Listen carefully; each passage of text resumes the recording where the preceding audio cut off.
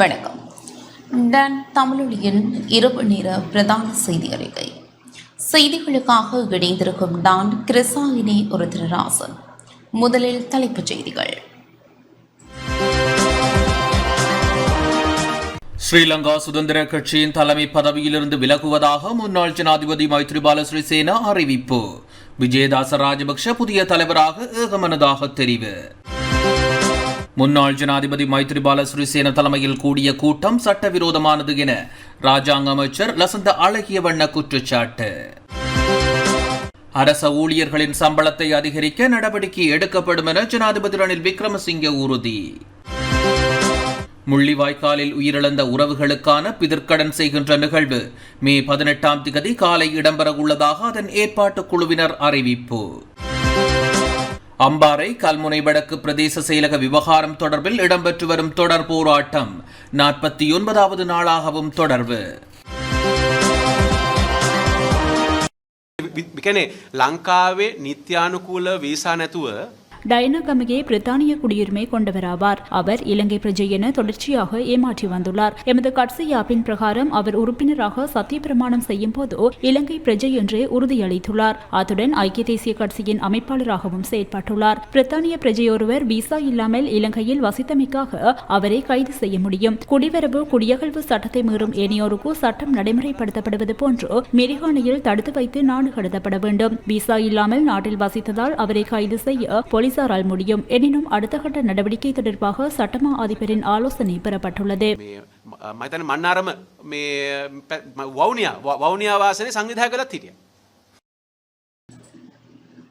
தொடர்வது முதன்மை செய்திகள்.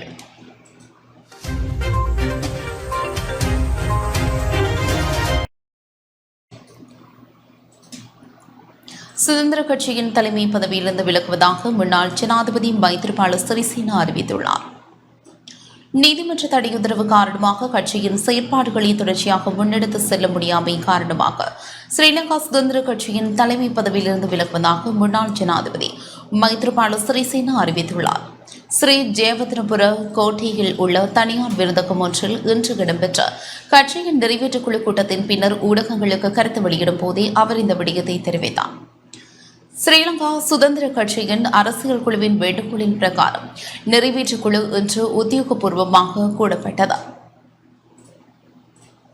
ලේකම් සරත් ඒකනායක මහත්මයාගෙන් ඒ අනුව අපි විධායක සභාවක් හැඳවලා ஸ்ரீலங்கா சுதந்திர கட்சியின் அரசியல் குழுவின் வேண்டுகோளின் பிரகாரம் நிறைவேற்றுக்குழு இன்று உத்தியோகபூர்வமாக கூட்டப்பட்டது. நீதிமன்றத்தின் தடை உத்தரவு காணப்படுவதால் கட்சியின் எதிர்கால செயற்பாடுகளை முன்னெடுக்க முடியாமை காரணமாக நான் ஸ்ரீலங்கா சுதந்திர கட்சியின் தலைமை பதவியிலிருந்து விலகுவதாக அறிவித்துள்ளேன். அதன் பிரகாரம் ஜனாதிபதி சட்டத்தரணி விஜயதாச ராஜபக்ச புதிய தலைவராக ஏகமனதாக தெரிவு செய்யப்பட்டுள்ளார். அதேபோல் கட்சியின் பதில் செயலாளராக கெஸ்பேப தொகுதி அமைப்பாளர் சட்டத்தரணி கீர்த்தி உடவத்த நியமிக்கப்பட்டுள்ளார். தலைவர் பதவியில் இருந்து நான் விலகினாலும் நாட்டுக்காகவும் நாட்டு மக்களுக்காகவும் கட்சிக்காகவும் எதிர்கால தேர்தல் வெற்றிக்காகவும் தொடர்ந்தும் செயற்படுவேன்.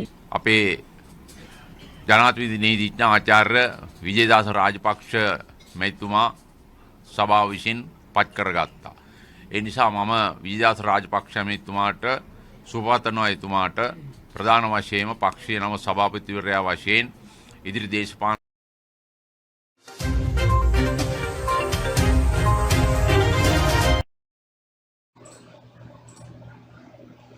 வரலாற்றில் ஒருபோதும் ஏற்றுக்கொள்ள முடியாத செயற்பாடுகளில் விஜயதாச ராஜபக்ச ஈடுபட்டு வருகின்றார் என ராஜாங்க அமைச்சர் லசந்த அழகியவண்ண தெரிவித்துள்ளார். ஸ்ரீலங்கா சுதந்திர கட்சியின் நிறைவேற்றுக்குழு என்ற பெயரில் முன்னாள் ஜனாதிபதி மைத்ரிபால சிறிசேன தலைமையில் கூடிய கூட்டம் சட்டவிரோதமானது என அக்கட்சியின் முன்னாள் பொருளாதார ராஜாங்க அமைச்சருமான லசந்த அழகியவண்ண தெரிவித்துள்ளார். அக்கட்சியின் தலைமையகத்தில் இன்று இடம்பெற்ற ஊடகவியலாளர் சந்திப்பில் கலந்து கொண்டு கருத்து வெளியிடும் போதே அவர் இதனை குறிப்பிட்டார்.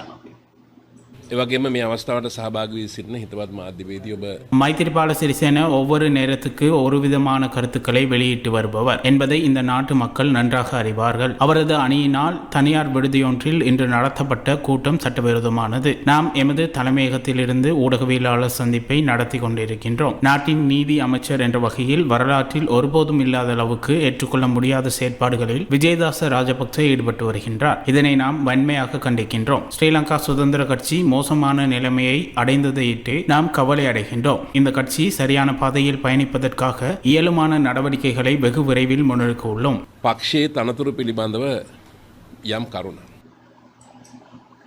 அரசு ஊழியர்களின் சம்பளத்தை அதிகரிக்க நடவடிக்கை எடுக்கப்படும் என ஜனாதிபதி ரணில் விக்ரமசிங்க தெரிவித்துள்ளார். 2025 ஆண்டில் இலங்கையின் பொருளாதார வளர்ச்சி வீதம் 3% உயரும் என எதிர்பார்ப்பதாகவும் அதற்கமைய அரசு ஊழியர்கள் சம்பளத்தை அதிகரிக்க நடவடிக்கை எடுக்கப்படும் எனவும் ஜனாதிபதி ரணில் விக்ரமசிங்க தெரிவித்தார். சர்வதேச தாதியர் தினத்தை முன்னிட்டு அலரி மாளிகையில் இன்று இடம்பெற்ற விசேட நிகழ்வில் பிரதம அதிதியாக கலந்து கொண்டு உரையாற்றும் போதே அவர் இதனை குறிப்பிட்டார். ආර්ථික වර්ධනය පටන් ගත්තේ ගිය අවුරුද්දේ අන්තිම කාර්තු දෙකේ. එනම් 20 21 22 අවුරුදු 3මාරක් ஏற்றுமதி பொருளாதாரத்துடன் நாட்டின் பொருளாதாரத்தை விரைவான அபிவிருத்தியை நோக்கி இட்டு செல்லும் பயணத்தில் 4 பிரதான சட்டங்கள் அறிமுகப்படுத்தப்படும். அவற்றில் முதலாவது மத்திய வங்கிக்கு சுதந்திரம் வழங்குவதற்கான மத்திய வங்கி சட்டம் ஏற்கனவே நிறைவேற்றப்பட்டுள்ளது. கடன் முகாமைத்துவ சட்டம், அரச நிதி சட்டம் மற்றும் பொருளாதார பரிமாற்ற சட்டம் உள்ளிட்ட சட்டமூலங்கள் பாராளுமன்றத்தில் சமர்ப்பிக்கப்படும். இந்த சட்டங்களை நிறைவேற்றுவதன் மூலம் நாட்டின் பொருளாதாரத்தை முன்னேற்ற நாடாளுமன்றத்தை பிரதிநிதித்துவப்படுத்தும் அனைத்து கட்சிகளினதும் ஆதரவு எதிர்பார்க்கின்றேன். சுகாதாரத்துறையை பொறுத்தவரையில் 26% போசாக்கு குறைபாட்டினால் பாதிக்கப்பட்டுள்ளனர். அவர்களில் பெரும்பாலோரின் வளர்ச்சி குன்றியிருக்கின்றது. இந்நிலைமையானது எதிர்காலத்தில் பாரிய தாக்கத்தை உண்டு பண்ணும். இதனால் வறுமையால் பாதிக்கப்பட்டோருக்கு உதவ வேண்டியிருந்தது. அதற்காக நாம் வழங்கும் நிவாரணத் தொகையை 3 மடங்காக அதிகரிக்குமாறு உலக வங்கி எம்மை கோரியது. 2023 ஆண்டு இந்த திட்டத்தை முன்னெடுக்குமாறு வேண்டுகோள் விடுத்தார்கள். அதற்கு நிதி பற்றாக்குறை இருந்த போதிலும் உலக வங்கியினால் $100 மில்லியன் நிதி ஒதுக்கப்பட்டது. இந்நிகழ்வில் பிரதமர் தினேஷ் குணவர்தன, முன்னாள் ஜனாதிபதி மஹிந்த ராஜபக்ச, சுகாதாரத்துறை அமைச்சர் ரமேஷ் பத்திரன மற்றும் சுகாதார அதிகாரிகள், தாதியர்கள் கலந்து கொண்டிருந்தமையும் குறிப்பிடத்தக்கது. ඒ නිසා අපි ලෝක බැංකුවත් IMF සංවිධානය ලෝක බැංකුවත් ණය දෙන රටවල් ඔක්කොම ඒවා පිටුණා. முள்ளிவாய்க்காலில் உயிரிழந்த உறவுகளுக்கான பிதர்கடன் செய்கின்ற நிகழ்வு மே 18 காலை இடம்பெற உள்ளதாக அதன் ஏற்பாட்டுக் குழுவினர் அறிவித்துள்ளனர். முள்ளிவாய்க்காலில் உயிரிழந்த உறவுகளுக்கான பிதர்கடன் செய்கின்ற நிகழ்வு 2வது வருடமாக இவ்வருடமும் செய்வதற்குரிய அனைத்து ஏற்பாடுகளும் செய்யப்பட்டிருப்பதாக அதன் ஏற்பாட்டுக் குழுவினர் அறிவித்துள்ளனர். இன்றைய தினம் முல்லைத்தீவு ஊடக மையத்தில் ஊடகவியலாளர் சந்திப்பு ஒன்றை நடாத்தி குறித்த விடயத்தை தெரிவித்துள்ளனர். எதிர்வரும் 18 காலை 7 மணி முதல் 9:30 மணி வரை கப்பல் வீதிகளில் உள்ள கடற்கரை பகுதிகள் விசேடமாக ஒழுங்கமைக்கப்பட்டுள்ள இடத்தில் பிதர்க்கடங்களை செய்வதற்கான அனைத்து ஏற்பாடுகளும் செய்யப்பட்டிருப்பதாகவும் உறவுகளை கலந்து கொள்ளுமாறும் அழைப்பு விடுத்துள்ளனர். எதிர்வருகின்ற 18/5/2024 அன்று முள்ளிவாய்க்காலிலே நடைபெறுகின்ற நினைவேந்தல் நிகழ்வுகளிலே உயிர் நீத்த அனைத்து ஆன்மாக்களுக்கான பிதிர்கடன் நடைபெற இருக்கின்றது. இந்த பிதிர்கடனானது கடந்த ஆண்டு மிக சிறப்பாக ஆரம்பிக்கப்பட்டு இன்றைய வருடமும் 2வது ஆண்டாக இந்த பிதிர்கடன் செய்கின்ற நிகழ்வு இனிதே நடைபெற இருக்கின்றது. அன்பான உறவுகள், உங்களுடைய உயிர் நீத்த உறவுகளுக்கான பிதிர்கடன்களை செய்து கொள்ள செந்தமிழ் ஆகம தமிழ் அர்ச்சனர்கள் காலை 7 மணி முதல் 9:30 மணி வரைக்கும் அந்த கடனை செய்வதற்கு அங்கே ஆயத்தமாக இருப்பார்கள். உயிர்நீத்த உறவுகளுக்கான அந்த பிதிர்கடன் நடைபெறுகின்ற இடத்துக்கு வருகை தந்து அவர்களுக்கான பிதிர்கடனை செய்யக்கூடிய வாய்ப்பினை உங்களுக்கு உருவாக்கி எங்களுடைய தமிழ் வழிபாட்டு அமைப்புகள் உருவாக்கி இருக்கின்றன. அதன் அடிப்படையிலே நீங்கள் அங்கே வருகை தந்து அந்த நிகழ்விலே ஐயா சொன்னது போல் காலை 7 மணி தொடக்கம் 9:30 மணி வரை உள்ள காலப்பகுதியிலே நடைபெற்று மீண்டும் நாங்கள் நினைவேந்தல் செய்கின்ற ஒளிச்சுடர் ஏற்றுகின்ற இடத்துக்கு வருகை தந்து அங்கே அஞ்சலிகளை செலுத்திவிட்டு மீண்டுமாக 12 மணி வரை நாங்கள் அந்த நிகழ்வை செய்ய இருக்கிறோம். ஆகவே இந்த நீங்கள் வருகின்ற பொழுது எந்த விதமான பொருட்களும் கொண்டு வர தேவையில்லை. நீங்கள் உங்களுடைய இறந்தவர்களுடைய பெயர்களை கொண்டு வந்தால் போதும். அம்பாறை கல்முனை வடக்கு பிரதேச செயலக விவகாரம் தொடர்பில் இடம்பெற்று வரும் தொடர் போராட்டத்தின் 49வது நாளான இன்று ஆயிரக்கணக்கானவர்கள் போராட்டத்தில் பங்கேற்றனர். அம்பாறை கல்முனை வடக்கு பிரதேச செயலக நிர்வாக அடக்குமுறைகளுக்கும் அத்துமீறல்களுக்கும் எதிராகவும் நிர்வாக உரிமையை மீட்பதற்காகவும் முன்னெடுக்கப்படும் போராட்டம் நாளைய தினத்துடன் 50வது நாளை எட்டவுள்ளது. 49வது நாளான இன்று ஆயிரக்கணக்கான மக்கள் ஒன்று கூடி கவனஈர்ப்பு போராட்டத்தை முன்னெடுத்திருந்தனர். பிரதேச செயலகத்தின் முன்பாக கடந்த மார்ச் 25ஆம் தேதி மக்கள் போராட்டத்தை ஆரம்பித்தனர். தொடர்ச்சியாக 49வது நாளாக இப்போராட்டம் இடம்பெற்று வருகின்றது. பிரதேச செயலகம் ஒன்றிலிருந்து கவனஈர்ப்பு பேரணி ஒன்று முன்னெடுக்கப்பட்டது. இதன்போது அரசியல்வாதிகள், உயர் அரசு அதிகாரிகளின் உருவப் பொம்மைகளுக்கு பேரணியில் எடுத்து செல்லப்பட்டு இறுதியாக திருஷ்டி அளிக்கப்பட்டமை குறிப்பிடத்தக்கது.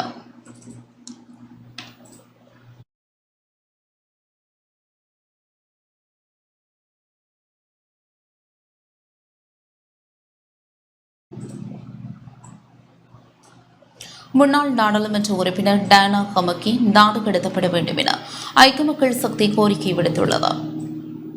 முன்னாள் நாடாளுமன்ற உறுப்பினர் டானா கமக்கியை போலீசார் கைது செய்து நாடு கடத்த வேண்டும் என ஐக்கிய மக்கள் சக்தி கோரிக்கை முன்வைத்துள்ளது. கொழும்பில் உள்ள எதிர்க்கட்சித் தலைவர் அலுவலகத்தில் இன்று இடம்பெற்ற ஊடகவியலாளர் சந்திப்பின் போது ஐக்கிய மக்கள் சக்தியின் முன்னாள் நாடாளுமன்ற உறுப்பினரும் கட்சியின் நிறைவேற்றுக் குழு உறுப்பினருமான அதித்வி பெரேரா இந்த கோரிக்கையை முன்வைத்தார். டானா கமக்கி பிரித்தானிய குடியுரிமை கொண்டவர் ஆவார். அவர் இலங்கை பிரஜையினர் தொடர்ச்சியாக ஏமாற்றி வந்துள்ளார் எனவும் தெரிவித்தார்.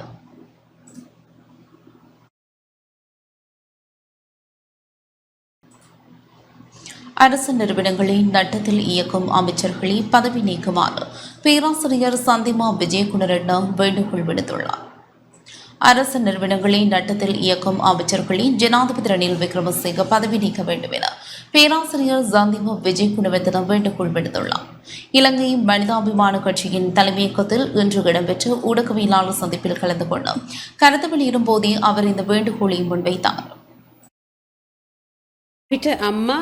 ගෙදර බුදුන් අම්මා කියලා තමයි අපි දන්නේ. අම්මා අපේ ජීවිතයේ විශාල இந்த நாட்டில் அனைத்து வளங்களும் காணப்படுகின்றன. ஆனால் பல்வேறு அத்தியாவசிய பொருட்கள் வெளிநாடுகளில் இருந்து இறக்குமதி செய்யப்படுகின்றன. அதற்கு என்ன காரணம்? அரசு நிறுவனங்களை முறையாக நிர்வகிக்காமையே ஆகும். ஆதலால் அரசு நிறுவனங்களை நாட்டத்தில் இயக்கும் அமைச்சர்களை பதவி நீக்குமாறு நான் ஜனாதிபதி ரணில் விக்ரமசிங்கவிடம் கோரிக்கை விடுகின்றேன். நாட்டின் அரசியல் தலைவர்கள் மக்களை நேசிப்பவர்களாக இருக்க வேண்டும். ஒரு தலைவர் இருந்தார். அவர் மண்ணை வணங்கிவிட்டு நாட்டை நேசிப்பதாக கூறிவிட்டு உள்நாட்டில் சொத்துக்களை சம்பாதித்து வெளிநாடுகளில் பெருந்தொகை பணமாக சேமித்துள்ளார். அவரது குடும்ப உறுப்பினர்களுக்கு பாரிய சொத்துக்களும் வளங்களும் காணப்படுகின்றன. அவர்கள் எமது நாட்டை சூறையாடி தங்களை காப்பாற்றிக் கொள்ளவே முயற்சிப்பார்கள். இனிமேலும் இவ்வாறான தலைவர்களை நாம் தேர்ந்தெடுப்பதா என்பதை மக்கள் சிந்திக்க வேண்டும்.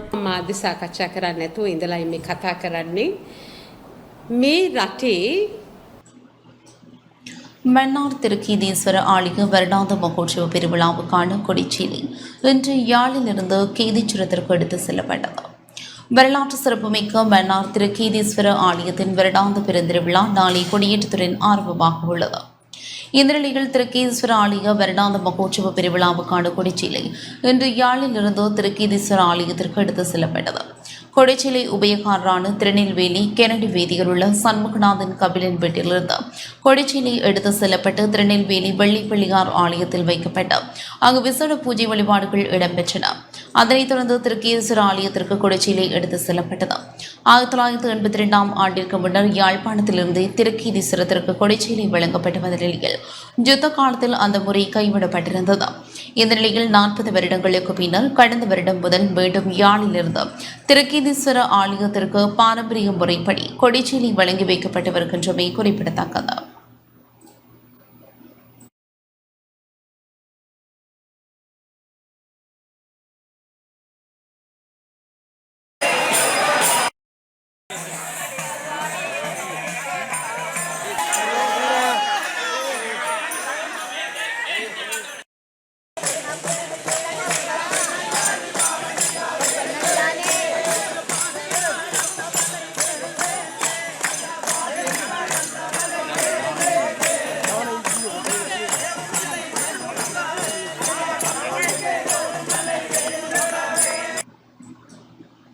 பேராசிரியர் சோனா வித்யானந்தனின் நூற்றாண்டு விழா 2ஆம் நாள் நிகழ்வு இன்று இடம்பெற்றது. பேராசிரியர் சுப்பிரமணியம் வித்யானந்தன் அறக்கட்டளை மற்றும் யாழ்ப்பாணம் தேசிய கல்வியற் கல்லூரி தமிழ் மன்றம் இணைந்து வழங்கும் பேராசிரியர் வித்யானந்தனுடைய நூற்றாண்டு விழா 2ஆம் நாள் நிகழ்வுகள் இன்று இடம்பெற்றன. யாழ்ப்பாணம் தேசிய கல்வியற் கல்லூரி சரஸ்வதி அரங்கில் இன்று காலை நிகழ்வு இடம்பெற்றது. யாழ் தேசிய கல்வியற் கல்லூரியின் பீடாதிபதி திருநானந்தன் ஜெயகாண்டிபன் தலைமையில் 2ஆம் நாள் நிகழ்வு ஆரம்பமானது. நிகழ்வில் பிரதம அதிதியாக வடக்கு மாகாண பிரதம செயலாளர் எல் இளங்கோவனும், சிறப்பு விருந்தினராக யாழ் தேசிய கல்வியற் கல்லூரியின் மேலாள் பீடாதிபதி கலாநிதி சுப்பிரமணியம் பரமானந்தனும் கலந்து கொண்டனர்.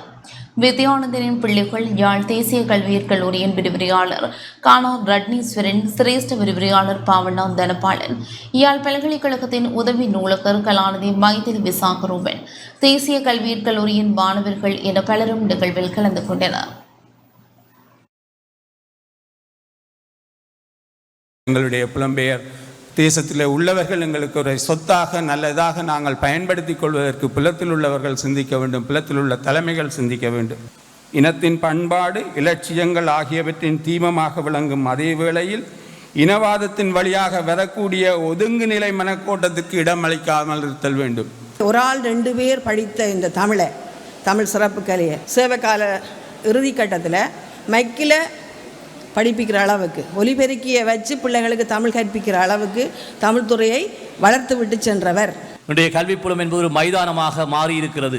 எங்களுடைய குழந்தைகளை வெறுமையை நாங்கள் பந்தய குதிரைகளாக ஆக்கியிருக்கிறோமே தவிர இந்த வாழ்க்கை பயணத்துக்குரிய குதிரைகளாக மாற்றவில்லை என்பது ஒரு பெரும் குறையாக சுமையாக சொல்லப்பட்டிருக்கிறது. எங்கே கவலை என்று சொல்லி சொன்னால், எங்களுக்கு பிரச்சனை தெரிகிறது, தீர்வும் எங்களுக்கு எண்ணுக்கு வரக்கூடியதாக இருக்கிறது. அதை யார் எட்டி தொடுவது என்பதுதான் இங்கே எங்களுடைய கேள்வியாக இருக்கிறது. மலையக தியாகி சிவனூர் லட்சுமணனின் 47வது நினைவேந்தல் நிகழ்வு இன்று இடம்பெற்றது. மலையக தியாகி சிவனூர் லட்சுமணனின் 47வது நினைவேந்தல் நிகழ்வு இன்று ஹட்டன் டிகோயா நகரசபை மண்டபத்தில் இடம்பெற்றது. ஈரோஸ் ஜனநாயக முன்னணியின் ஏற்பாட்டில் நினைவேந்தல் நிகழ்வு இடம்பெற்றது.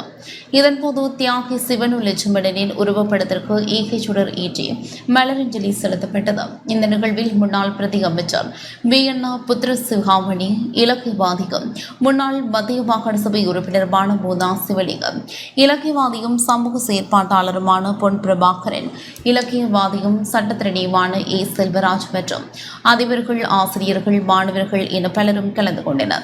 இதேவேளை பொன் பிரபாகரன் எழுதிய மலையக தமிழரின் சமூகவியலும் அரசியலும், உப்புரொட்டி ஆகிய நூல்களின் பிரதியும் வழங்கி வைக்கப்பட்டன. 1977ஆம் ஆண்டு மே மாதம் 11ஆம் தேதி பத்தினி டேவன் தோட்ட பகுதிகள் காணி உரிமை கோரி போராட்டம் செய்த போது 17 வயதில் சிவனூர் லட்சுமணன் போலீசாரின் துப்பாக்கி சூட்டில் உயிரிழந்தமை குறிப்பிடத்தக்கது.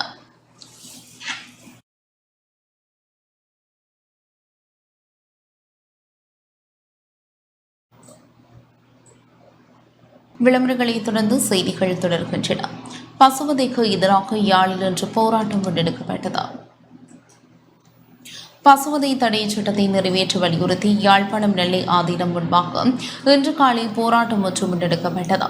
பசுக்கள் இடமங்களை பாதுகாக்கும் சகல சமயங்களின் இணையத்தின் ஏற்பாட்டில் இலங்கை சிவசேனையின் தலைவர் மரவன் புலவுக்கான சச்சிதானந்தன் தலைமையில் குறித்த போராட்டம் முன்னெடுக்கப்பட்டது. இலங்கையில் பசுவதை தடை சட்டத்தின் பூரண ஆதரவு தெரிவித்து இலங்கை பசுவதை நிறுத்தப்பட்ட பஞ்சசீலங்களை பெறும் புண்ணிய பூமியாக்கப்பட்ட என்ற துணைப்பொருளில் போராட்டம் இடம்பெற்றது. போராட்டக்காரர்கள் நிறைவேற்று பசுவதை தடை சட்டத்தை நிறைவேற்று, வெட்டாதே வெட்டாதே, கன்றுடன் பசுவை வெட்டாதே போன்ற வாசகங்கள் எழுதப்பட்ட பதாதைகளை ஏந்தியிருந்தனர். போராட்டத்தில் இந்து பௌத்த சமய தலைவர்கள், சிவசேனை தொண்டர்கள் பலர் பங்கேற்றிருந்தனர். சைவ மக்களின் மனதை துன்புறுத்தும் வகையில் சமீப காலத்தில் வடக்கில் ஏராளமான பசுக்கள் திருடப்பட்டு கொள்கலங்களில் அடைக்கப்பட்டு கொலை செய்யப்பட்டு உணவு தேவைக்காக யாழ்ப்பாணத்திலும் பிற பகுதிகளுக்கும் கடத்தப்படுகிறது. சமீபத்தில் யாழ்ப்பாணம் நகரப்புறத்திலும் மல்லாகத்திலும் 2 திருட்டுத்தனமான கொள்கலன்கள் கண்டுபிடிக்கப்பட்டு யாழ்ப்பாணம் போலீசார் 11 பசுக்களை அங்கே கொண்டு போய் சேர்த்தார்கள். இளங்கன்றுகள் உட்பட அநியாயமாக அவை திருடப்பட்டு கொலை செய்யப்படுவது மிக வேதனைக்குரிய விடயம். சைவ மக்கள் கடவுளாக கும்பிடும் பசுக்களை பாதுகாப்பதற்கு பௌத்த மதமும் சைவ மதமும் இந்த விடயத்தில் கூடிய அக்கறை செலுத்த வேண்டும் என்று இந்த வேளையிலே வேண்டுகிறோம். விசேஷமான இந்த இலங்கை பௌத்த மக்களும் இந்து மக்களும் எல்லா மக்களுக்கும் இந்த பசுவதற்கு பசுங்கள் பாதுகாப்பு நாங்கள் மிகவும் விருப்பம். இந்த தர்மத்திலே நாங்கள் மிகவும் இந்த இலங்கை பசுகள் விசேஷமான பாதுகாப்பு வேணும். இந்த காரணத்தில் பௌத்த நாயக்க பிக்கும் நாங்களும் இந்த ஜனாதிபதி சார்பாகவும் எல்லாம் அமைச்சர்களுக்கும் சொல்லியிருக்கிறது. எப்படி நாங்கள் தெய்வமாக மதிக்கின்ற பசுக்களை நீங்கள் இங்கே வந்து கொலை செய்யலாம்? 400 ஆண்டுகளுக்கு முன்பு நடக்காத நிகழ்ச்சிகள். போர்த்துகேயர் வந்த பின்புதான் இந்த கொடுமை இங்கே தொடங்கியது. புத்தர்கள் ஒருபொழுதும் பசுவை கொல்வதில்லை. மத்துகம பிரதேச செயலகத்திலே சபையிலே தீர்மானம் இயற்றி அந்த பிரதேசத்திலே மாற்றுச் சிக்கலை ஒழித்திருக்கிறார்கள். தென்னிலங்கையிலே 10-15 பிரதேச சபைகளிலே மாற்றுச் கடைகள் வைக்கக்கூடாது என்று தீர்மானம் இயற்றி நடைமுறைப்படுத்தி வருகிறார்கள். அவர்களும் சைவத்தை மதிக்கிறார்கள், புத்தர்களும் சைவத்தை மதிக்கிறார்கள், சிவபூமி என்று ஏற்றுக்கொள்கிறார்கள். ஏன் இந்த மண்ணிலே சிவபூமியிலே சிவபெருமானுக்குரிய பூமியிலே நீங்கள் இங்கே வந்து மாற்றுச் கடை வைக்கிறீர்கள்? பசுவதையை தயவு செய்து நிறுத்துங்கள். அப்படி நீங்கள் நிறுத்துவதன் ஊடாகத்தான் இன மத இணக்கத்தை இந்த நாட்டிலே ஏற்படுத்தலாம். இந்த பசுவதைக்கு எதிராக எமது பிரதேசத்தை சேர்ந்த சுவாமி ஞானப்பிரகாசர் அவர்கள் இந்த நாட்டை விட்டு வெளியேறி இந்தியாவிலே குடியேறியதை நாங்கள் அனைவரும் அறிவோம். இந்த நாட்டிலே அண்மையில் ஏற்பட்டது போன்ற சம்பவங்கள் இனிமேல் ஒருபோதும் இடம்பெறக்கூடாது. அதற்கு அனைத்து மத தலைவர்களும் உதவியாக இருக்க வேண்டும். கடந்த ஒரு 10 வருடங்களுக்கு முன்பாக நாடு பூராகவும் 10 லட்சம் கையொப்பங்களை பெற்று மஹிந்த ராஜபக்ச அவர்கள் ஜனாதிபதியாக இருந்தபோது நாங்கள் வடக்கிலும் தெற்கிலுமாக கொடுத்தோம். அதற்கு அமைவாக படிப்படியாக பசுவதை தடை சட்டம் இலங்கையிலே கொண்டு வரப்படுவதற்கு அமைச்சரவை அங்கீகாரம் எடுக்கப்பட்டு சட்டமா அதிபர் திணைக்களத்திற்கும் அனுப்பப்பட்டது. ஆனால் அது இப்போது கிடப்பில் போடப்பட்டிருப்பதை காணக்கூடியதாக இருக்கின்றது. அந்த பசுவதை தடை சட்டத்தை கண்டிப்பாக மீள கொண்டு வரப்பட வேண்டும். வவுனியா பரகாரப்பள்ளியில் இன்று நொங்கு திருவிழா இடம்பெற்றது. வவுனியா பரகாரப்பள்ளியில் தமிழரின் பாரம்பரிய பறை இசையுடன் நொங்கு திருவிழா இன்று இடம்பெற்றது. இதன்போது பனைமரத்தின் பயன்கள் தொடர்பாக விளக்கம் அளிக்கப்பட்டதுடன் பனைமரத்தின் உற்பத்தி பொருட்களும் காட்சிப்படுத்தப்பட்டிருந்தன. மேலும் கலை நிலா கலையகத்தினால் குளக்கரையை பாதுகாப்போம் எனும் துணைப்பொருளில் நாடக ஆற்றுகையும் இடம்பெற்றது. இளைஞர்களால் தொடர்ச்சியாக 5வது வருடமாக குறித்த நிகழ்வு ஏற்பாடு செய்யப்பட்டுள்ளமை குறிப்பிடத்தக்கது. நிகழ்வில் பெருமளவான இளைஞர்கள், யுவதிகள் என பலரும் கலந்து கொண்டனர்.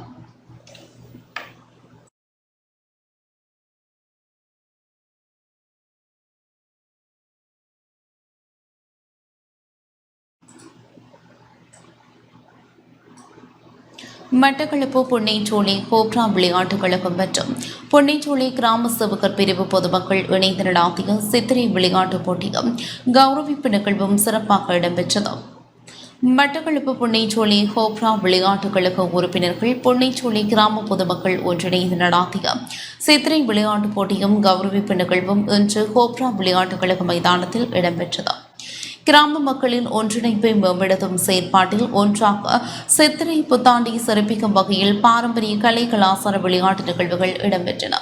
பிரதம அதிதியாக பொன்னைச்சோலை ஸ்ரீ பத்ரகாளியம்மன் ஆலய தலைவர் எஸ் ஞானப்பூ கலந்து கொண்டார். சிறப்பு அதிதிகளாக பொன்னைச்சோலை ஸ்ரீ பத்ரகாளியம்மன் ஆலய பூசகர்களும், கௌரவ அதிதிகளாக பொன்னைச்சோலை கிராம சேவை உத்தியோகத்தர், சமுதி உத்தியோகத்தர், அபிவிருத்தி உத்தியோகத்தர்களும், விசேட அதிதிகளாக ஹோப்ரா விளையாட்டுக் கழக மூத்த உறுப்பினர்களும் கலந்து கொண்டனர்.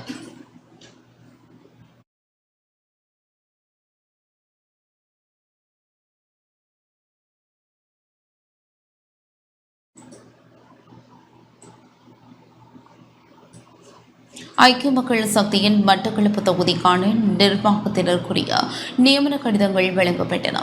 ஐக்கிய மக்கள் சக்தியின் மட்டக்களப்பு தேர்தல் தொகுதிக்குரிய நிர்வாகத்தினருக்கான நியமன கடிதங்கள் அக்கட்சியின் மட்டக்களப்பு தேர்தல் தொகுதிக்குரிய பிரதான அமைப்பாளர் தானா தயானந்தனால் இன்று வழங்கப்பட்டது.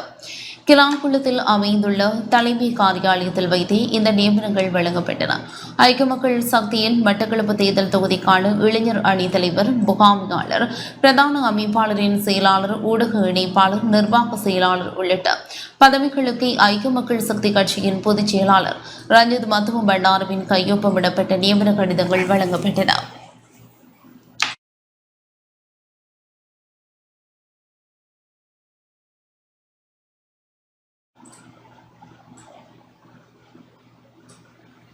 வாழும் கலை பயிற்சியின் நிறுவனர் ஸ்ரீ ரவிசங்கர் குருஜி எதிர்வரும் 18ஆம் தேதி இலங்கைக்கு வருகை தரவுள்ளார். நுவரெலியா சீதா எலியா அருள்மிகு சீதையம்மன் ஆலயத்தின் மகா கும்பாபிஷேக பெருவிழாவில் கலந்து கொள்வதற்காக வாழும் கலை அமைப்பின் நிறுவனர் ஸ்ரீ ரவிசங்கர் குருஜி எதிர்வரும் 18ஆம் தேதி இலங்கைக்கு வருகை தரவுள்ளதாக அவ்வமைப்பின் இலங்கைக்கான உபத்தலைவர் என் தேவேந்திரம் தெரிவித்துள்ளார். ரவிசங்கர் குருஜியின் வருகை தொடர்பில் டான்ஸ் செய்தி பிரிவுக்கு விளக்கமளிக்கும் போதே அவர் இந்த விடயத்தை குறிப்பிட்டார். இலங்கை ஜனநாயக குடியரசின் பிரதம மந்திரி அலுவலகத்தின் அழைப்புதலும் சீதாமன் ஆலயத்தின் நிர்வாக கட்டமைப்பு திரு ராதாகிருஷ்ணன் அவர்களுடைய அழைப்புதலும் ஏற்று குருதேவ் ஸ்ரீ ஸ்ரீ ரவிசங்கர் அவர்கள் வரும் மே 18ஆம் தேதி அன்று மாலை 2 மணி அளவில் இலங்கை வந்தடைய இருக்கிறார். அன்றைய தினம் அவரோடு சேர்த்து 150 200 பேர் வரைக்கும் விசேஷ விமானம் மூலமாக இலங்கை வர இருக்கிறார். அன்றைய தினம் 2 மணி அளவில் வரும் ஸ்ரீ ஸ்ரீ ரவிசங்கர் குருதேவ் அவர்கள் அன்றைய தினமே மாலை நுவரெலியா சென்றடைகிறார். மாலை சென்றடையும் குருதேவ் அவர்கள் நுவரெலியாவில் அன்று இரவை கழித்து அடுத்த நாள் காலை 19ஆம் தேதி சீதாமன் ஆலயத்தின் கும்பாபிஷேகத்தில் விசேஷ அதிதியாக கலந்து கொண்டு அந்த நிகழ்ச்சியை சிறப்பிக்க இருக்கிறார். 19ஆம் தேதி அந்த கும்பாபிஷேக நிகழ்ச்சி முடிந்த அன்று மாலை கொழும்பு வந்தடையும் ஸ்ரீ ஸ்ரீ ரவிசங்கர் குருதேவ் அவர்கள் மாலை தாஜ் சமுத்ரா ஹோட்டலில் மாலை 6 மணி முதல் 8 மணி வரைக்கும் சத்சங் அண்ட் மெடிடேஷன் என்ற பெயரில் சங்கமம் என்ற நிகழ்ச்சி நடைபெற இருக்கிறது. அந்த நிகழ்ச்சியில் இலங்கையில் உள்ள சகல பாகங்களிலும் மக்கள் கலந்து கொள்வதற்கான வாய்ப்புகள் உள்ளன. முல்லைத்தீவு மொழிவழி பகுதியில் இன்று முள்ளிவாய்க்கால் கஞ்சி பரிமாறப்பட்டது. இன்று முதல் மே 18ஆம் தேதி வரை வடக்கு கிழக்கில் உள்ளிட்ட தமிழர் வாழும் தேசமெங்கும் முள்ளிவாய்க்கால் நினைவேந்தல் வாரம் நினைவு கூறப்பட்டு வருகின்றது. அந்த வகையில் முள்ளிவாய்க்காலில் கடந்த 2009ஆம் ஆண்டு இறுதி யுத்த காலத்தில் மக்களின் உயிர்காக்க பல்வேறு தொண்டு நிறுவனங்கள் வழங்கிய உப்பு கஞ்சியை பலரின் உயிர்காக்கும் உணவாக மாறியிருந்தது. இந்த வரலாற்று உண்மைகளை உலகுக்கு சொல்லவும் எதிர்கால சந்ததிக்கு இந்த வரலாறுகளை எடுத்துச் செல்லவும் இந்த முள்ளிவாய்க்கால் நினைவேந்தல் வாரத்தில் முள்ளிவாய்க்கால் கஞ்சி பரிமாறும் செயற்பாடுகள் முன்னெடுக்கப்படுகின்றன. அந்த வகையில் இன்றைய தினம் முல்லைத்தீவு முள்ளியவளி பகுதியில் முள்ளிவாய்க்கால் கஞ்சி காட்சி பரிமாறப்பட்டது. புலம்பெயர் மற்றும் தாயக உறவுகள் நினைவேந்தல் அமைப்பின் ஏற்பாட்டில் இந்த கஞ்சி பரிமாறும் நிகழ்வு நடைபெற்றது. அரசியல் பிரதிநிதிகள், பொது அமைப்புகளின் பிரதிநிதிகள், சமூக செயற்பாட்டாளர்கள், வர்த்தகர்கள் உள்ளிட்ட பலரும் கலந்து கொண்டு முள்ளிவாய்க்கால் கஞ்சி வழங்கும் செயற்பாடுகளில் ஈடுபட்டிருந்தனர். 18ஆம் தேதி என்னுடைய வழிகளை சுமந்த நாளாக அங்கு முள்ளிவாய்க்காலில் நினைவேந்தல் நாளும் மிகவும் உணர்வுபூர்வமாக இடம்பெற இருக்கின்றது. அதிலையும் நாங்கள் கலந்து எங்களுடைய உணர்வுகளையும் எங்களுடைய கவலைகளையும் வெளிப்படுத்துகின்ற நாளாக அமையும். எனவே இன்றிலிருந்து தொடர்ச்சியாக 18ஆம் தேதி வரை ஒவ்வொரு இடமாக இந்த முள்ளிவாய்க்கால் கஞ்சி என்று சொல்லப்படுகின்ற அங்கு எவ்வாறு இருந்ததோ அதே போன்ற கஞ்சி ஒவ்வொரு இடமாக வழங்கப்படும். வடக்கு கிழக்கில் பல்வேறு இடங்களில் நாங்கள் மே 18 வரைக்கும் இந்த கஞ்சி வார நிகழ்வை நாங்கள் தொடர்ச்சியாக நடத்துவோம். எங்களுடைய இனம் 2009ஆம் ஆண்டு அளிக்கப்பட்ட போது அங்கு ஒரு நேர உணவுக்கு கூடி எந்த வசதியும் இல்லாத சூழலும் இந்த உப்பு கஞ்சி, இந்த கஞ்சியைத்தான் குடித்து பலர் உயிர் வாழ்கின்றார்கள். அந்த வகையில் நாங்கள் அந்த நிகழ்வை அடுத்த சந்ததியினருக்கு அதை கடத்த வேண்டும். இப்போதைய சூழலில் இந்த முள்ளிவாய்க்கால் நினைவென்பது பல்வேறு பேர் அதை மறந்து கொண்டிருக்கின்றார்கள். நாங்கள் அடுத்த சந்ததியினருக்கு இந்த நிகழ்வை, எங்களுடைய இனப்படுகொலை நடந்த இந்த வார இதை நடத்த வேண்டும் என்பதற்காக நாங்கள் தொடர்ச்சியாக இந்த பல்வேறு இடங்களில் நாங்கள் இந்த தாயகம் மற்றும் புலம்பெயர்ந்த அமைப்பு ஊடாக நாங்கள் எங்களுடைய அனைவரும் சேர்ந்து நாங்கள் அந்த நிகழ்வை தொடர்ச்சியாக செய்து கொண்டிருக்கின்றோம். 18ஆம் தேதி முள்ளிவாய்க்காலிலே எங்களுடைய கொன்றொழிக்கப்பட்ட உறவுகளுக்கு அஞ்சலிக்கின்ற நிகழ்வு இடம்பெறும். எனவே அனைத்து தாயக உறவுகளும் அங்கு வந்து எமக்காக உயிர் நீத்த எமது உறவுகளுக்கு அஞ்சலி செய்ய வருமாறு அன்புடன் அழைத்து நிற்கிறோம். மட்டக்களப்பு சங்கலடியில் கஞ்சி பகிரப்பட்டு மே 18 முள்ளிவாய்க்கால் நினைவேந்தல் நிகழ்வு இன்று அனுஷ்டிக்கப்பட்டது. முள்ளிவாய்க்கால் வலி சுமந்த கதை பகிர்வோம் என்ற தலைப்பிலான துண்டு பிரசுரங்களும் மக்களின் பார்வைக்கு விநியோகிக்கப்பட்டது. சிவில் சமூக செயற்பாட்டாளர்கள் உட்பட பலரும் இதில் பங்கேற்றனர்.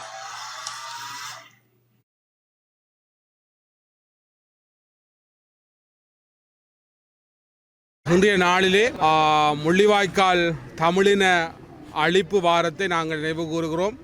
2009ஆம் ஆண்டு மே மாதத்திலே அன்றைய ராஜபக்ச அரசினால் இந்த நூற்றாண்டின் உலகிலே மிகப்பெரிய தமிழின இன அழிப்பான தமிழின அழிப்பு முள்ளிவாய்க்கால் மண்ணிலே நடந்தேறியது. நாங்கள் நினைவு கூறுவதுடைய நோக்கம் என்னவென்று சொன்னால், இந்த அழிக்கப்பட்ட இந்த இனம் தங்களுடைய அடிப்படை உரிமைகளுக்காகவும் தங்களுடைய வாழ்வியல் உரிமைகளுக்காகவும் போராடிய ஒரு இனம், உலகத்திலே ஒரு தொன்மையான இனம்.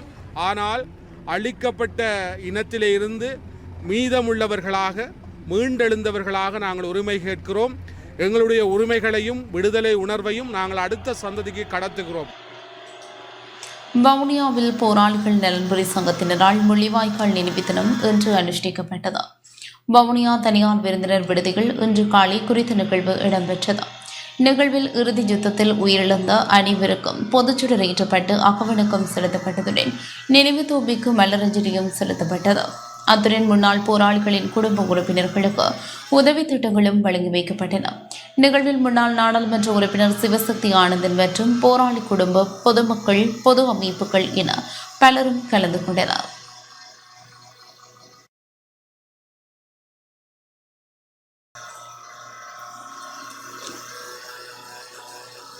முள்ளிவாய்க்கால் நினைவேந்தலின் 15ஆம் ஆண்டு நினைவு நாளை முன்னிட்டு வவுனியாவில் முள்ளிவாய்க்கால் கஞ்சி இன்று வழங்கி வைக்கப்பட்டது. வவுனியா மாவட்ட காணாமல் ஆக்கப்பட்டோரின் உறவுகளால் குறித்த கஞ்சி நகரசபை பொங்கு தமிழ் நினைவு தோப்பி முன்பாக இன்று வழங்கப்பட்டது. 2009ஆம் ஆண்டு இறுதி யுத்தத்தின் போது மக்கள் முள்ளிவாய்க்கால் கஞ்சியினை உணவாக உட்கொண்டே உயிர் பிழைத்தனர். அதனை நினைவு கூர்ந்து அடுத்த தலைமுறைக்கு வரலாற்றை கடத்தும் நோக்குடன் இவ்வாறு கஞ்சி வழங்கப்பட்டது. வீதியால் சென்ற பலரும் கஞ்சியை வாங்கி பெருக்கிச் சென்றவை குறிப்பிடத்தக்கது.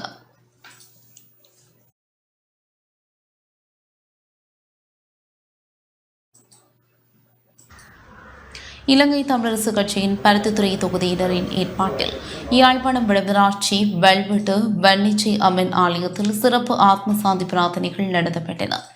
நாடாளுமன்ற உறுப்பினர் இமே சுமந்திரன், முன்னாள் வடக்கு மாகாண சபை உறுப்பினர் சந்திரலிங்கம், சுகிர்தன் உட்பட தமிழரசு கட்சியின் வாலிபர் முன்னணி உறுப்பினர்கள் பலர் கலந்து கொண்டு சிறப்பு பூஜை வழிபாடுகளில் ஈடுபட்டனர். அத்துடன் கம்பரமலை சந்தையில் பாரதி இளைஞர்களால் ஏற்பாடு செய்யப்பட்டிருந்த கஞ்சி வழங்கும் நிகழ்விலும் நாடாளுமன்ற உறுப்பினர் இமே சுமந்திரன் கலந்து கொண்டிருந்தமை குறிப்பிடத்தக்கது.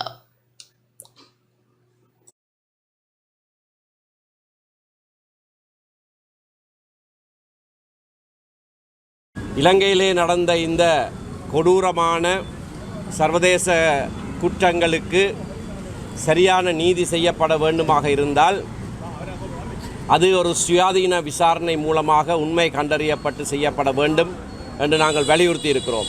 சர்வதேச விசாரணை, OISL விசாரணை முழுமையாக நடந்து முடிந்திருக்கிறது. அறிக்கை எங்கள் எல்லாருடைய கையிலையும் இருக்கிறது. நீதிமன்ற பொறிமுறை ஒன்று ஏற்படுத்தப்பட வேண்டும். அந்த அறிக்கையிலே இருந்து எழுகிற விடயங்கள் சம்பந்தமாக வழக்குகள் தாக்கல் செய்யப்பட வேண்டும். அதற்கான பொறிமுறை ஒன்று ஏற்படுத்தப்பட வேண்டும் என்று அந்த அறிக்கை வெளியாகி 15 நாட்களுக்குள்ளேயே ஐக்கிய நாடுகள் மனித உரிமை பேரவையிலே 2015 அக்டோபர் 1ஆம் தேதி 30-1 என்கின்ற தீர்மானம் நிறைவேற்றப்பட்டது. நாங்கள் ஒரு அரசியல் கட்சியாக அதனை வரவேற்றோம். ஆனால் இலங்கை அரசாங்கம் அந்த நீதிமன்ற பொறிமுறையை செய்வதாக வாக்குறுதி கொடுத்துவிட்டு அதிலிருந்து பின்வாங்கி இருக்கிறார்கள். அந்த இணைய அனுசரணையை தாங்கள் மீளப்பெறுவதாக 2-3 வருடங்களிலே சொன்னார்கள். அது சர்வதேசம் ஒருபோதும் ஏற்றுக்கொள்ளாது. நடந்து முடிந்த சர்வதேச விசாரணை அறிக்கைகளின் அடிப்படையிலே குற்றவாளிகள் நீதிமன்றத்தின் முன்பாக நிறுத்தப்பட வேண்டும், அவர்களுக்கு உரிய தண்டனை வழங்கப்பட வேண்டும், பாதிக்கப்பட்டவர்களுக்கு சரியான நீதி செய்யப்பட வேண்டும் என்கின்ற எங்களுடைய கோரிக்கை திரும்பவும் வலுப்பெறுகிறது. 15 வருடங்கள் என்ன, எத்தனை வருடங்கள் ஆனாலும் அந்த நீதி நிலைநாட்டப்படுகிற வரைக்கும் எங்களுடைய போராட்டம் தொடரும். இலங்கை தமிழரசு கட்சியின் நாடாளுமன்ற முன்னாள் உறுப்பினர் ஈனா சரவணபவனின் ஏற்பாட்டில் வட்டுக்கோட்டை தொகுதி கிளையால் இன்று முள்ளிவாய்க்கால் கஞ்சி வழங்கப்பட்டது. அதனைத் தொடர்ந்து முள்ளிவாய்க்கால் நினைவு ஊர்தி பவனி ஆரம்பித்து வைக்கப்பட்டது. இன்று காலை 9:30 அளவில் உலக தமிழாராய்ச்சி மாநாட்டு படுகொலை நினைவு தோப்பியிலிருந்து காரைநகர் பிரதேச சபையின் முன்னாள் தவிசாளர் கணேசப்பிள்ளை பாலச்சந்திரன் தலைமையில் முள்ளிவாய்க்கால் நினைவு ஊர்தி பவனி முன்னெடுக்கப்பட்டது. இதன்போது முள்ளிவாய்க்கால் மண்ணில் உயிர் நீத்தவர்களை நினைவு கூறி பொதுச்சுடர் ஏற்றி வைக்கப்பட்டு அஞ்சலி செலுத்தப்பட்டது. தொடர்ந்து முள்ளிவாய்க்கால் நினைவு கஞ்சி விநியோகிக்கப்பட்டதை அடுத்து முள்ளிவாய்க்கால் நினைவு ஊர்தி பவனி ஆரம்பமானது. முள்ளிவாய்க்கால் கஞ்சியின் வரலாற்றினை உள்ளடக்கிய துண்டு பிரசுரம் வழங்கி வைக்கப்பட்டது. நிகழ்வில் காரைநகர் பிரதேச சபையின் முன்னாள் தவிசாளர் எஸ் பாலச்சந்திரன், வலிகாமம் மேற்கு பிரதேச சபையின் முன்னாள் தவிசாளர் எஸ் நாகரஞ்சனி, முன்னாள் உபதவிசாளர் எஸ் விஜயன், வட்டுக்கோட்டை தொகுதி மகளிர் அணி தலைவி, சமூக செயற்பாட்டாளர்கள், பொதுமக்கள் என பலரும் கலந்து கொண்டனர். நாளை தென்மராட்சியிலும் 14ஆம் திகதி வடமராட்சியிலும் 15ஆம் திகதி கோப்பாய், பாணிப்பாய், நல்லூர் பிரதேசங்களிலும் 16ஆம் திகதி வட்டுக்கோட்டையிலும் 17ஆம் திகதி வேலனையிலும் 18ஆம் திகதி காரைநகரிலும் ஊர்தி பயணித்த இறுதி நாள் நினைவேந்தல் சங்காணி பேருந்து திரைப்படத்தில் மாலை 5 மணிக்கு இடம்பெறவுள்ளதாக ஏற்பாட்டாளர்கள் தெரிவித்துள்ளனர். முள்ளிவாய்க்கால் நினைவு ஊர்தி தங்கள் பிரதேசங்களுக்கு வரும்போது மக்கள் அணிதிரண்டு அஞ்சலிக்குமாறும் ஏற்பாட்டாளர்கள் கோரியுள்ளனர்.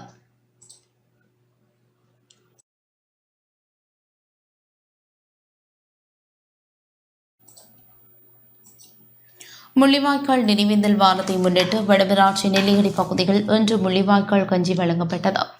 இலங்கை தமிழரசு கட்சியின் ஏற்பாட்டில் இன்று காலை முள்ளிவாய்க்கால் கஞ்சி வழங்கும் நிகழ்வு இடம்பெற்றது. தமிழரசு கட்சி நாடாளுமன்ற உறுப்பினர் எம்.ஏ. சுமந்திரன் தலைமையில் இடம்பெற்ற முள்ளிவாய்க்கால் கஞ்சி வழங்கும் நிகழ்வில் நெல்லியடி பேருந்து நிலையம் முன்பாக முள்ளிவாய்க்கால் கஞ்சி காய்ச்சப்பட்டு பயணிகள், வர்த்தகர்கள், பொதுமக்களுக்கு வழங்கப்பட்டது.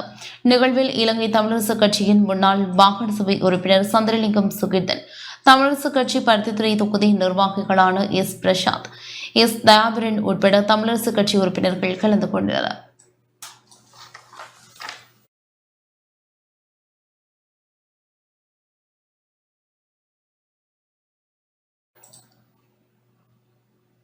விளம்பரங்களை தொடர்ந்து செய்திகள் தொடர்கின்றன. திருகோணமலை தளம் அலுவலகத்தில் இரத்த தான நிகழ்வு இடம்பெற்றது. குருதியில் தோய்ந்த தேசத்திற்காய் ஒரு துளி குருதி எனும் துணைப்பொருளில் இரத்த தான நிகழ்வு இன்று திருகோணமலை தளம் அலுவலகத்தில் முன்னெடுக்கப்பட்டது. தளம் அமைப்பு இயல் சமூக அபிவிருத்தி நிறுவனத்தின் ஏற்பாட்டில் நிகழ்வு இடம்பெற்றது. திருகோணமலை வைத்தியசாலையின் குருதி சேகரிப்பு பிரிவுடன் இணைந்து இரத்த தான நிகழ்வு ஏற்பாடு செய்யப்பட்டது. குருதி வழங்கும் நிகழ்வில் பல இளைஞர்கள், யுவதிகள் மற்றும் குருதி கொடியாளர்கள் ஆர்வத்துடன் கலந்து கொண்டனர். மேலும் நாளைய தினம் தளம் நிறுவனத்தின் பாரம்பரிய உணவு கண்காட்சி இடம்பெறவுள்ளமை குறிப்பிடத்தக்கது.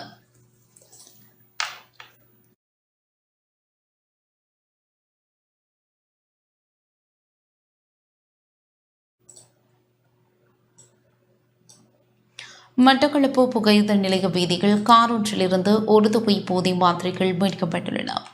மட்டக்களப்பு புகையிரத நிலைய வீதிகள் கார் ஒன்றிலிருந்து விசேட அதிரடிப்படையினரால் ஒரு தொகை போதை மாத்திரைகள் நேற்று மீட்கப்பட்டுள்ளன. போதை மாத்திரைகளை கடத்திச் சென்ற குற்றச்சாட்டில் நபர் ஒருவரும் கைது செய்யப்பட்டுள்ளார். கடற்படை புலனாய்வுத்துறை வழங்கிய தகவலின் அடிப்படையில் கல்லடி விசேட அதிரடிப்படை முகாம் பொறுப்பதிகாரி ADCS ரத்நாயக்க தலைமையிலான விசேட அதிரடிப்படையினர் முன்னெடுத்த சோதனை நடவடிக்கையின் போதே போதை மாத்திரைகள் மீட்கப்பட்டுள்ளன. 48 பெட்டிகளில் 1440 போதை மாத்திரைகள் மீட்கப்பட்டதாக விசேட அதிரடிப்படையினர் தெரிவித்துள்ளனர். கைது செய்யப்பட்ட நபர் கார் மற்றும் போதை மாத்திரைகளுடன் மட்டக்களப்பு போலீஸ் தலைமையகத்தில் பாரப்படுத்தப்பட்டார். மேலதிக விசாரணைகளை மட்டக்களப்பு தலைமையக போலீசார் முன்னெடுத்து வருகின்றனர்.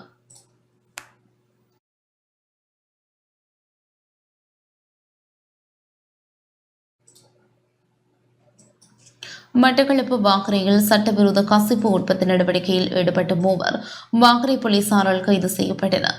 ராணுவ புலனாய்வு பிரிவினருக்கு கிடைத்த ரகசிய தகவலை அடுத்து விசேட அதிரடி படையினருடன் இணைந்து முன்னெடுக்கப்பட்ட சுற்றிவளைப்பின் போதே இந்த கைது நடவடிக்கை இடம்பெற்றதோடு கசிப்பு உற்பத்தியும் முறியடிக்கப்பட்டது. 270 லிட்டர் கசிப்பு வாடி சாராயமும் 9 கோடாம் பேரல்களும் கைப்பற்றப்பட்டன.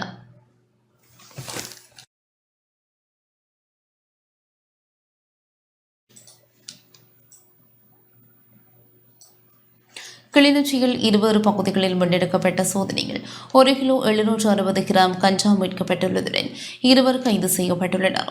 கிளிநொச்சி போலீஸ் பிரிவிற்குட்பட்ட பகுதியான கனகபுரம் மற்றும் விவேகானந்தா நகர் பகுதியில் முன்னெடுக்கப்பட்ட சோதனையில் 1 கிலோவும் 760 கிராம் கஞ்சாவும் 1 மோட்டார் சைக்கிளும் கைப்பற்றப்பட்டதுடன் 2 சந்தேக நபர்களும் கைது செய்யப்பட்டுள்ளனர்.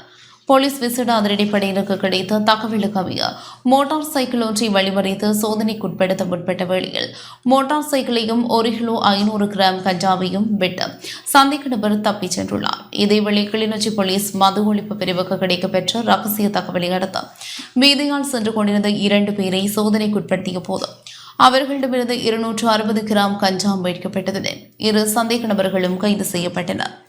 இது தொடர்பான மேலதிக விசாரணைகளை கிளிநொச்சி போலீஸ் விசேட அதிரடிப்படையினர் மற்றும் போலீசார் மேற்கொண்டு வருகின்றனர். 2 சந்தேக நபர்களும் கஞ்சா மற்றும் மோட்டார் சைக்கிள் என்பவற்றையும் நாளை நீதிமன்றத்தில் முற்படுத்தப்பட உள்ளதாக போலீசார் தெரிவித்துள்ளனர்.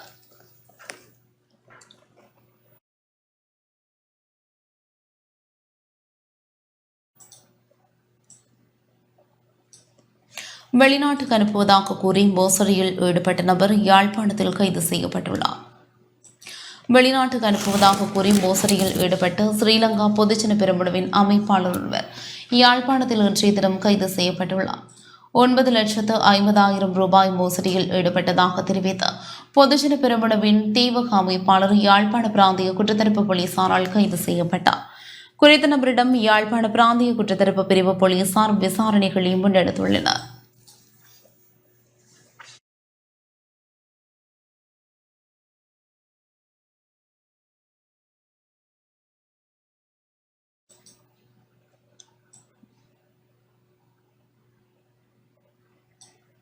கண்டியில் தனியார் வகுப்பு ஆசிரியர் ஒருவர் கைது செய்யப்பட்டுள்ளார். கல்வி பொதுத்தராதர சாதாரணதர ஆங்கில மொழி வினாத்தாளை புகைப்படம் எடுத்து வாட்ஸ்அப் குரூப்பில் வெளியிட்ட சம்பவம் தொடர்பில் கண்டியில் தனியார் வகுப்பு ஆசிரியர் ஒருவர் கைது செய்யப்பட்டுள்ளார். குற்றப்புலனாய்வு திணைக்களத்தின் விசேட புலனாய்வு பிரிவினர் குறித்த ஆசிரியரை கண்டியில் வைத்து இன்று கைது செய்துள்ளதாக தெரிவிக்கப்படுகின்றது.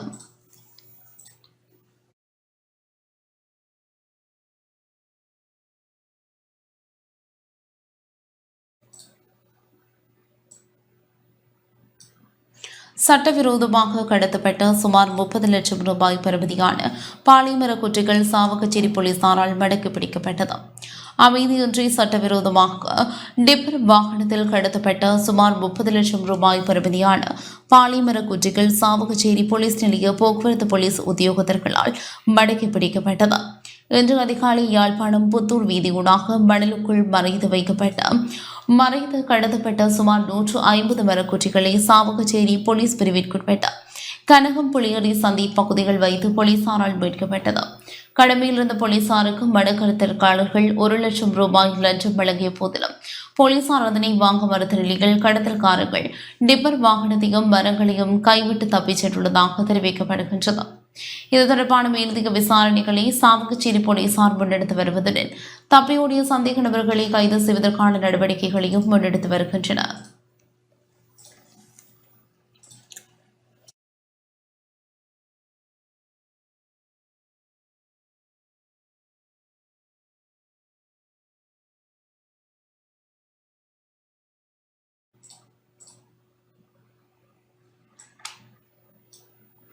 கதிர்காமம் பாத யாத்திரிகர்களுக்கான நலனுதவி செயற்பாடுகள் தொடர்பான திட்டமிடல் கூட்டம் அம்பாறை ஆழியடி வெம்பில் நடைபெற்றது. கதிர்காம திருத்தலத்திற்காக உகந்தமலை ஸ்ரீ முருகன் ஆலயத்திலிருந்து காட்டுவெளி பாதை வழியாக கதிர்காமம் செல்லும் தல யாத்திரிகர்களுக்கான விசேட பாதுகாப்பு மற்றும் நலனுதவி செயற்பாடுகள் தொடர்பான ஆராயும் கூட்டம் அம்பாறை ஆழியடி வெம்பில் இடம்பெற்றது. இந்து சமய கலாசார அலுவலர்கள் திணைக்களத்தின் மாவட்ட உத்தியோகத்தர் குணா ஜெயராஜின் ஏற்பாட்டில் இந்த கூட்டம் நடைபெற்றது. கதிர்காம பாத யாத்திரிகர்கள் பாதுகாப்பு மற்றும் குடிநீர் விநியோகம் உள்ளிட்ட பல்வேறு நல்லுதவி செயற்பாடுகள் தொடர்பாகவும் ஆராயப்பட்டன. இம்முறை பாத யாத்திரிகர்களுக்கான நாட்கள் மட்டுப்படுத்தப்பட்டுள்ளதுடன் வனவிலங்குகளை பாதிக்கும் வகையில் ஒலி எழுப்புதல், பொலித்தீன் பாவனை மற்றும் மரங்கள் வெட்டுதல், தீ வைத்தல் போன்ற செயற்பாடுகளை தடுக்கும் வகையில் பல்வேறு சட்ட நடவடிக்கைகள் துறைசார் அரசு திணைக்கள அதிகாரிகளால் கடுமையாக முன்னெடுக்கப்பட உள்ளதாகவும் கூட்டத்தில் சுட்டிக்காட்டப்பட்டது. அம்பாறை மாவட்ட மேலதிக அரசாங்க அதிபர் வேலா ஜெகதீசன், திருக்கோவில் பிரதேச செயலாளர் தங்கையா கஜேந்திரன், லாகுல பிரதேச செயலாளர் நவநீத ராஜா மற்றும் மாவட்ட பிரதேச இந்து சமய கலாசார அலுவல் திணைக்கள உத்தியோகத்தர்கள், தொண்டு நிறுவனங்களின் பணியாளர்கள் என பலரும் கலந்து கொண்டனர்.